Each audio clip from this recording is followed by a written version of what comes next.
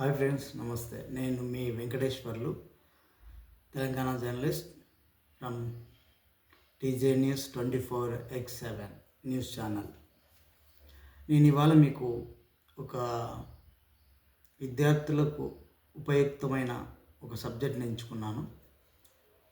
ఏంటంటే నేను గమనించింది చెప్తున్నాను. ప్రభుత్వాలు విద్యకు ఖర్చు పెడుతున్నాయి, కానీ అవి ఉపయోగపడుతున్నాయా? ఫండ్స్ అనేది విద్యార్థులకు చేరుతున్నాయా అంటే అది కొంతవరకు చేరుతున్నాయి, కొంతవరకు చేరట్లేదు అని నేను అంటాను. ఎట్లా అంటే, ఒక ఎగ్జాంపుల్ తీసుకున్నా.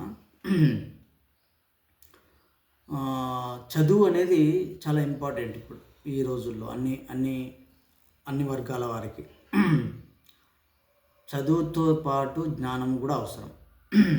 జ్ఞానం ఏమో అనుభవం ద్వారా వస్తుంది, చదువు ఏమో మనం చదువుకుంటేనే వస్తుంది. మరి చదువు ఎలా అబ్బుతుంది? పిల్లలకి ఎలా అబ్బుతుంది? చదువులో మనం పిల్లల్ని స్కూల్లో చేర్పించడం ద్వారా వాళ్ళకు విద్యను మనము ప్రోత్సహించవచ్చు. అయితే ఈ విద్యకు ప్రభుత్వము కొన్ని ఫెసిలిటీస్ కల్పిస్తుంది.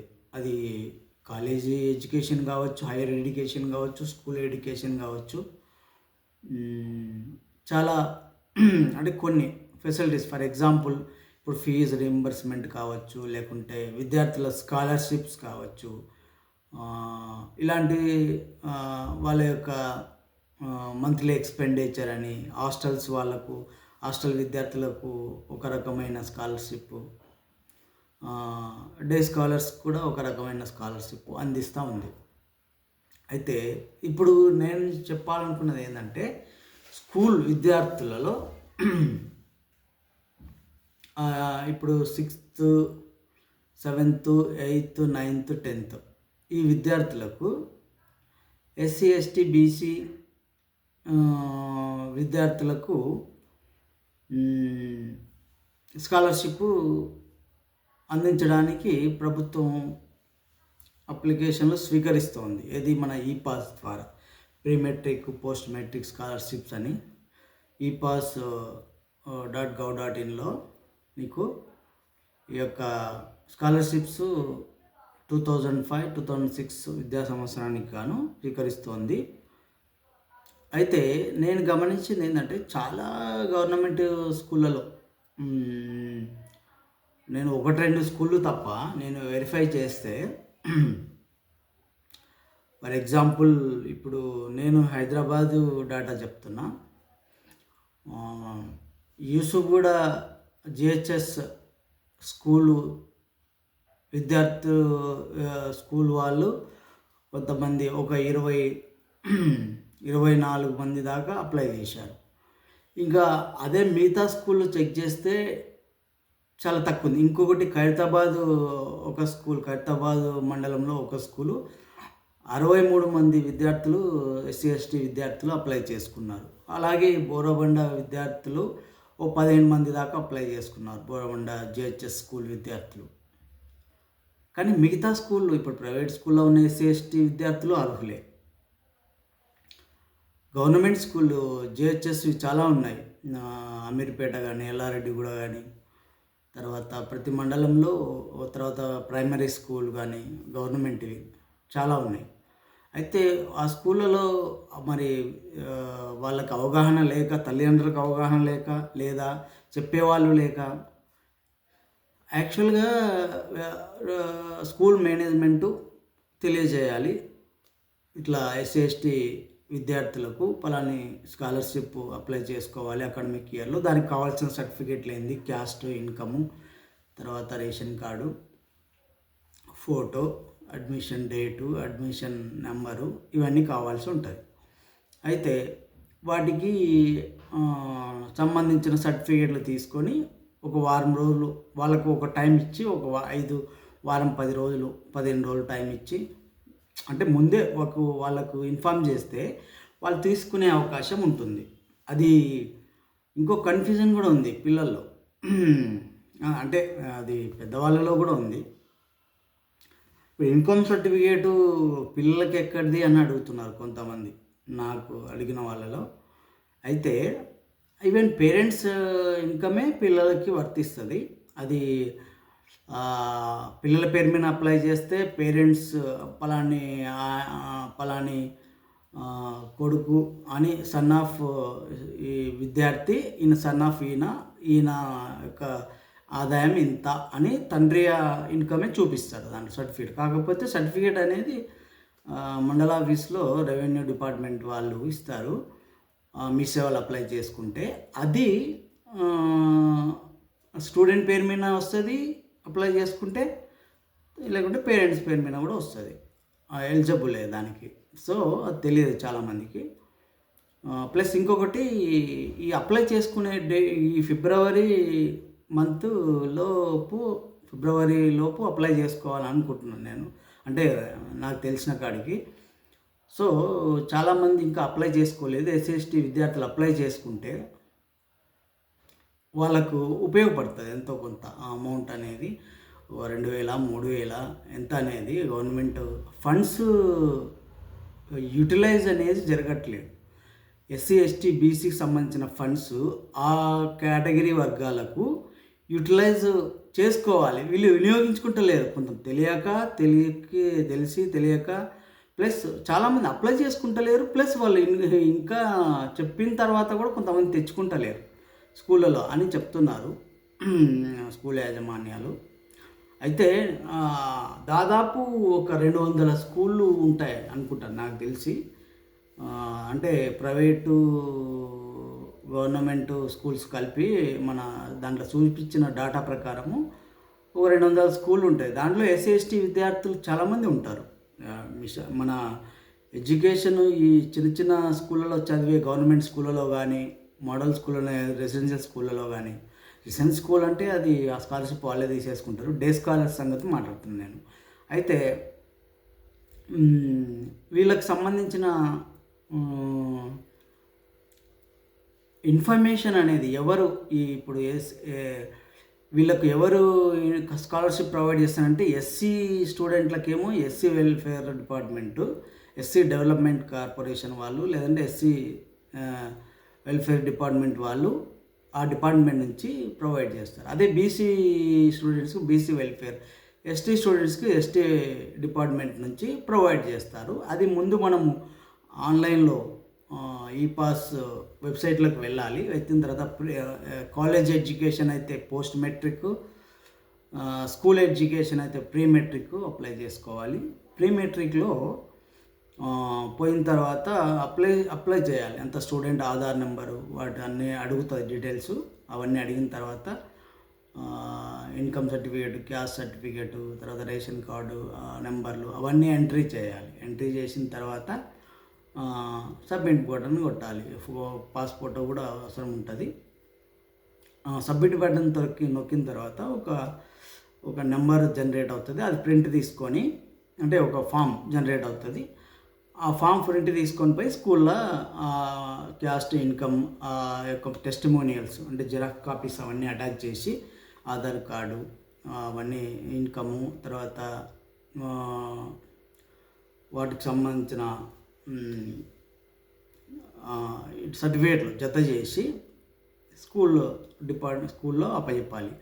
వాళ్ళు ఆ డిపార్ట్మెంట్ వాళ్ళకి ఫార్వర్డ్ చేస్తారు. ఇది అయితే నేను డాక్టర్ అంబేద్కర్ ఎవరు, ఆయన ఏం చేశారు ఎస్సీ/ఎస్టీ వాళ్ళకు అని ఒక పుస్తకం చదివితే, ఇది ఎవరు అంటే ఈ లతారాజా ఫౌండేషన్ వాళ్ళు తీసుకొచ్చారు. ఈ పుస్తకంలో స్వతంత్ర భారతదేశాన్ని రిపబ్లిక్గా మార్చిన అంబేద్కర్ సమాజంలో ఉన్న అట్టడుగు వర్గాల ప్రజలకు సామాజికంగా సముచిత సౌకర్యాలు కల్పించి అవి అమలయ్యేందుకు అవసరమైన రాజ్యాంగ పరిరక్షణ ఏర్పరిచాడు. ఆర్టికల్ 15(4) ద్వారా విద్యా రిజర్వేషన్లు, ఆర్టికల్ 16 క్లాస్ 4 ద్వారా ఉద్యోగ రిజర్వేషన్లు ఎస్సీ/ఎస్టీ ఓబీసీ కులాలకు కల్పించాడు అంబేద్కర్. ఆర్టికల్ 340 ద్వారా ఓబీసీల అభివృద్ధి సంక్షేమం కొరకు ప్రత్యేక కమిషన్ నియమించేందుకు రాష్ట్రపతికి అధికారం కల్పించారు. రాజ్యాంగంలో 46వ ఆర్టికల్ ద్వారా బలహీన వర్గాల కులాలకు చెందిన వారి పిల్లలు ఆర్థికంగా విద్యాపరంగా ఎదిగేందుకు ప్రత్యేక రక్షణ చట్టాలని, ముఖ్యంగా దళితులను, గిరిజనులను, అన్ని దోపిడీలను రక్షించాలని సంకల్పించారు. సమాజంలో సగానికంటే ఎక్కువ ఉన్న స్త్రీలు, బడుగు వర్గాలు, కులాల ప్రజల అభివృద్ధి చెందకుండా దేశం అభివృద్ధి చెందే ప్రశ్నే లేదన్న అంబేద్కర్ స్వాతంత్రం రాకముందు నుంచే బ్రిటిష్ ప్రభుత్వంలో జనాభా ప్రాతిపదికగా నిమ్న కులాలకు ప్రత్యేక రాయితీలు కల్పించి నిమ్న కులాల ప్రతినిధులు నిమ్న కులాల ఓట్ల ద్వారా ఎన్నిక కావాలని ప్రతిపాదించారు. అణచివేతకు గురైన వెనుకబడిన కులాల అభివృద్ధి కోసం విశ్రాంతి లేకుండా ఆయన శ్రమించారు. ఏ అణచివేతకు గురైన వర్గంలో జన్మించి పెరిగారో ఆ వర్గం సేవలోని తుది శ్వాస విడిస్తానని వాగ్దానం చేసి నిలబెట్టుకున్న కార్యశీలి డాక్టర్ బిఆర్ అంబేద్కర్. అంబేద్కర్ రచించిన రాజ్యాంగ సౌకర్యాలు సమూలంగా కోట్లాది మంది వెనుకబడిన కులాల వారు మేధావులుగా, శాస్త్రవేత్తలుగా, నాయకులుగా, మార్గదర్శకులుగా ఎదిగి దేశ పరిధి కృషి చేస్తూనే ఉన్నారు కూడా చాలామంది ఇప్పుడు కూడా. అయితే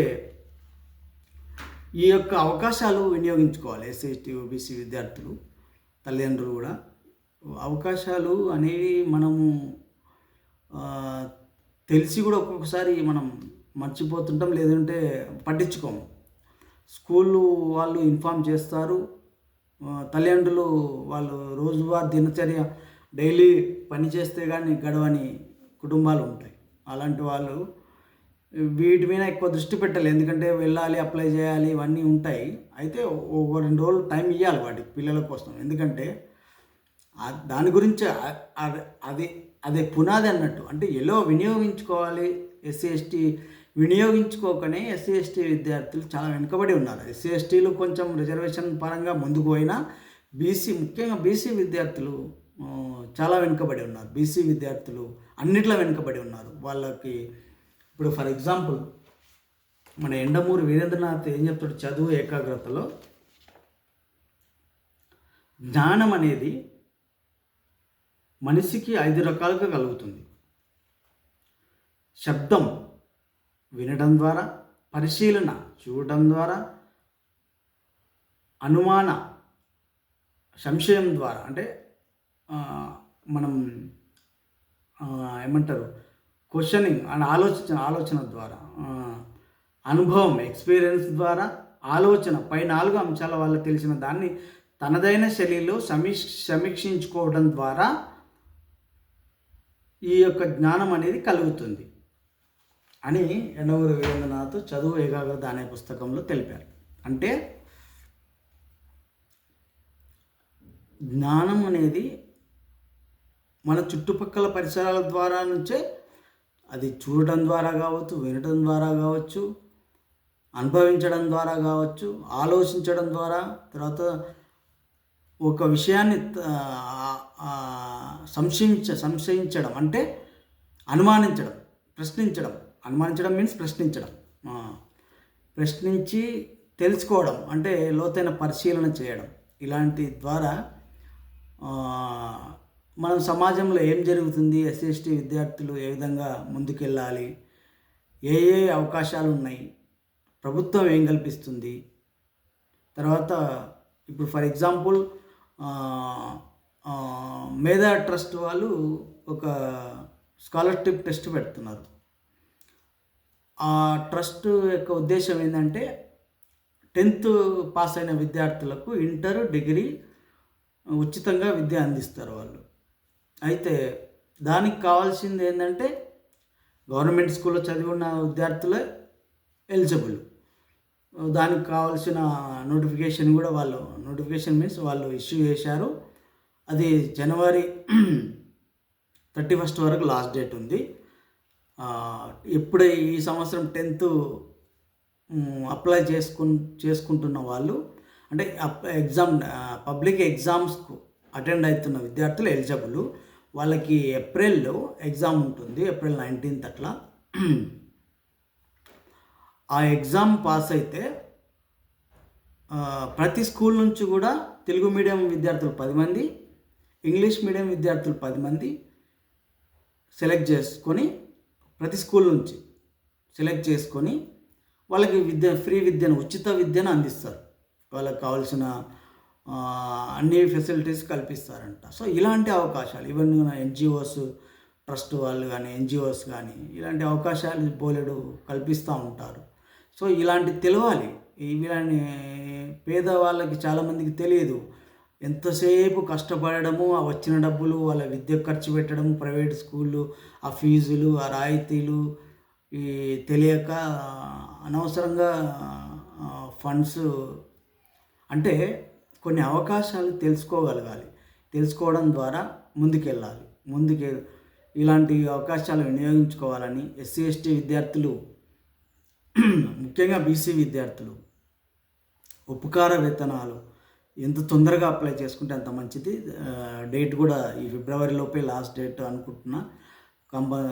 చాలా ఈ హైదరాబాద్ లో ఇంకా వేరే డిస్ట్రిక్ట్లో అయితే నేను గమనించిన ఈ జోగులాంబ గద్వాల డిస్ట్రిక్ట్లో కొన్ని స్కూళ్ళు చెక్ చేస్తే నిల్లు ఉంది. అంటే అప్లై చేసి చెప్పేతోళ్ళు లేరు. చెప్పాలి. వాళ్ళకు బ్యాంక్ అకౌంట్ కూడా ఉండాలి. అది మర్చిపోయాను నేను చెప్పడం. బ్యాంక్ అకౌంటు అది జాయింట్ అకౌంట్ కావచ్చు పేరెంట్స్తో, లేదంటే individual account, students account, junior accounts తీయాల్సి ఉంటుంది. సో ఇలాంటివి ముందే మనం చేపించి ఈ యొక్క అవకాశాలు వినియోగించుకోవాలి. సో ఈ ఈ సదవకాశాన్ని వినియోగించుకోవాలని ఎస్సీ ఎస్టీ బీసీ విద్యార్థులకు, పేరెంట్స్కి తెలియజేస్తున్నాను. రేపు మరో అంశంతో మీ ముందు ఉంటాను. అంతవరకు నమస్తే. మీ వెంకటేశ్వర్లు, తెలంగాణ జర్నలిస్ట్. నమస్తే.